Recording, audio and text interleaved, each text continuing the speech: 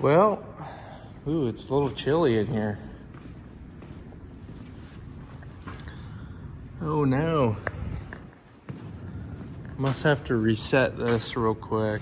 There we go. See the flame? We got flameage.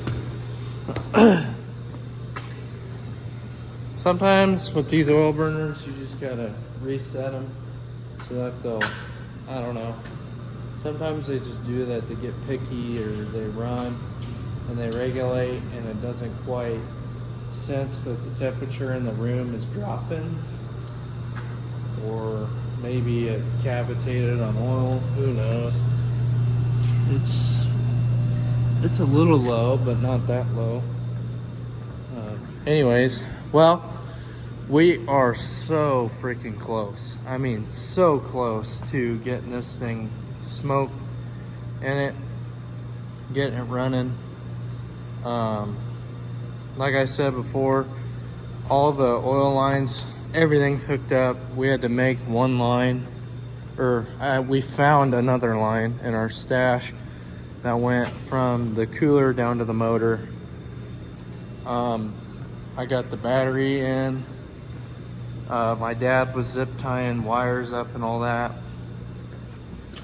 I just gotta hook this up. I had to remake this, hook it up, but I'm waiting to get wire.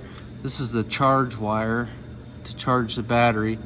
I gotta cut it and make it longer and put my oil temp sensor in there, put a plug in here, which we have. Put the header on, and then we made a decision on what to do with the water neck. I can't remember. We can still fire it up without water in it, I guess, but eventually we'll have to water it up. But we are so close, so excited. Put my body on, finish the body up. We'll be set to roll. New flares. It's kind of a mess right now. I guess you're probably seeing stuff on the wall that wasn't there before. We have been decorating. Some of these door panels you have not seen before. This is a long line of history. Some of these doors, these were cars before I was even born. My dad ran in the 90s, early 2000s, early 90s for that matter. These are some of the banners we had made. You'd snap them on the back of the cars back in the day. Of course, we got our checks up there. Some odds and ends. This is another banner that was on one of my dad's cars. This was a banner that was on one of Casey's cars. That is a 99 points championship car right there. That is the roof. That is the passenger side door, and that is the driver door over there. That was a pretty fast car. We had a lot of fast cars. A lot of people said that car was ahead of its time. This car, as you might recognize, the wrap was a Kelly Bowen car. We used to be pretty good friends with Kelly Bowen back in the day. Of course, that was before I was around, but from what I hear, we were pretty thick with them. We bought a couple of their cars. That's one of the roof off of the cars. If anybody wants to know who Kelly Bowen is, just get on Facebook and look up Kelly Bowen, and you'll see a bunch of race cars and stuff like that pull up. Yeah. So we did a little bit of decorating. Most of these doors that the cars, that was American made back when that was a big chassis. And then most of them, if not all, were on Shaws. Because we were big into the Shaw and GRT. That was a big deal back then. Before we really knew about Swartz. And after the Shaws, after they quit building the Shaw late models, we had a couple of Rockets. Had success with the Rockets, but we were just kind of not really that serious about racing then, and then we had a couple really fast rockets. Sold them. Of course, by then we kind of nobody was really racing, and then they made a trade deal with a guy, a semi truck for a Swartz race car and a trailer, and I saw the Swartz race car, and at that time I had been going to Albion to watch the races, and I saw that the majority of the cars in the pits were Swartz's. So I'm like, you know, maybe I can talk Grandpa into keeping that Swartz race car somehow, some way. Well, it just so happened it had a really nice rear end in it and a really nice set of shocks on it. And I was just like, I gave it my best shot and said, you can't trade that car for a semi truck because I want to put it together and race it. And I just turned 16, and it took a little bit of convincing, but he finally put it together. So I went around the shop at that time, and I literally found everything to put it together, because we never sold everything we had. We just sold the cars, and we kept inventory of just parts. And I literally found everything I needed except the crate motor to put it together. And he made a deal with a guy, a friend of ours out of Salina, Kansas, that had a crate engine, made a deal with him. And that crate engine is still here, and it's right over there. We've had that crate engine for a lot of years, and it has been rebuilt once. But yeah, there's just so much history and so many stories when you look at some of these doors and you remember where you come from and you remember how you got here. Like this hood was on the first car, which would have been an 05 Swartz, but this hood was on that car. That was the hood that was on my first car. And if I remember correctly, I did have a door off that car, but I think I gave it away.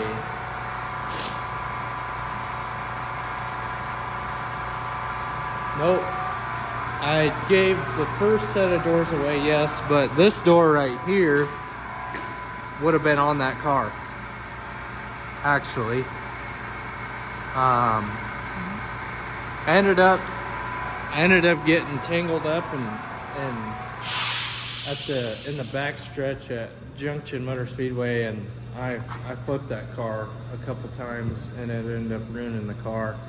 So we stripped it out, and Casey he had just bought a car for himself, and I really thought that I was just gonna sit and help him put his together, and he was gonna go run it, put my engine in it, and we were gonna figure something out. And he decided last minute he was gonna do something different, getting a tall halo, and this ice melting off the building. He was gonna get in and try to get a taller halo car, a little newer one. Of course, this is back in 2021, and I ended up putting that car together for myself, which would have been the car that Isaac ran his first year. So it did a lot of good for us young guys, and it was a pretty competitive car, I'll say that. But yeah, lots of history, lots and lots of history. But shop's a little bit of a mess. We've had lots of stuff going on. This is a little project we got going on, but it's just in here because it's warm. But anyway, yeah, so we are so close to getting this thing fired up, getting it back together. I I gotta get oil. I'm looking at oil dealers, what kind of oil I want to run. I think I might have the oil brand. I'm looking for the right oil brand, I should say, that I want to put in it. But yeah, so close. Okay. Back in the saddle again. Parts. Is it just me or is it chilly in here? She must need to be reset. Okay, so back in the saddle again. We are like probably gonna fire this thing up. No joke. We had some things we're working around right now. I got oil and I got my oil cooler deal. Got this from Speedway, made a special trip. Got that, and then as you guys saw, I broke that 230 light. I got a new one of them. So we're gonna oil this baby up. Probably have to take the pump off, spin it with a drill so it primes everything. We're gonna start it. The only problem we run into is this right here. We got a different hose. I rearranged some stuff. We got this kind of at an arc. I got this 45 to hopefully drop down below and then come back to the regulator. And then I got a plug for my tank, which should work. And we can put oil in this thing. I called the guys down at Yeoman Engines, Race Engines. They're very nice. Usually on the third ring they pick up. Talked to them for quite a while. I told them what I was doing, where I got it. Anything I need to be aware of, just taking precautions to avoid any mechanical failures that would cost us a lot of money. So talked to them on the phone for a little bit and they just said, hold on. And I said, okay. So we'll make sure we're buckled in when we go out for hot laps or practice day or whatever. But still got to get some sheet metal and do that and just button stuff up. But yeah, we're ready to get going. This is a line I had to build. It's a new one because if you guys remember from last year, we had that run-in at Off-Road Speedway. I hit the back of the other car and it broke the frame rail and it shoved the wow, I'm drawing a blank here. It popped the fuel line off the fuel pump and bent the crossbar. It destroyed it. And so then it caught on fire because the fuel pump was just pumping fuel everywhere, and initially the headers lit it up. So this was that line. Figured we had to replace it because it wasn't gonna work, but it got a little melted and got a little hot. But these hoses are rated to withstand, stuff like that. And I'd say it definitely did its job. There's a slit in there because I cut the fitting out of it. But anyways, yeah, I'd say it did a good job of what it was supposed to. So, like I said, we're ready to go, ready to rock and roll here in a little bit. Maybe tonight or tomorrow. It's getting kind of late. And I have to spin a new filter on too. Can't forget to do that. But we're running the 2050 Brad Penn, the synthetic blend. That's what the guys at Yeoman Race Engines recommended or highly suggested run in it. and you know, longevity, and only go 3 nights and then change it, which is what we do with any car anyway. 2 nights on the crates, we'll go 3 nights on the dry sumps, just because oil's cheap, rebuilding a motor is not, so it's better just to go that route. So all right, I gotta get busy.